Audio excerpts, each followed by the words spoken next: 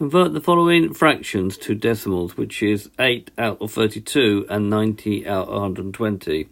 Sometimes it's possible to convert a fraction to a decimal by cancelling first. So if we look at 8 over 32, we will see that 8 goes into 32 4 times and 8 goes into 8 1 time. And we might recognise 1/4 as a decimal being 0.25.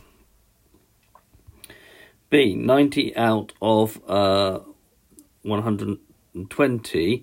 If we got a 0 in the numerator and the denominator, you can cross that off and treat the fraction as 9 over 12. You must have it in both in order to do that.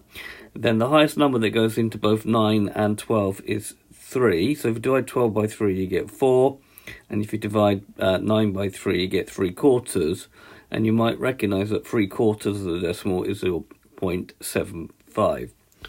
So this has been a video to show you how to convert fractions to decimals by cancelling first. So I hope you've understood, and I thank you very much for watching.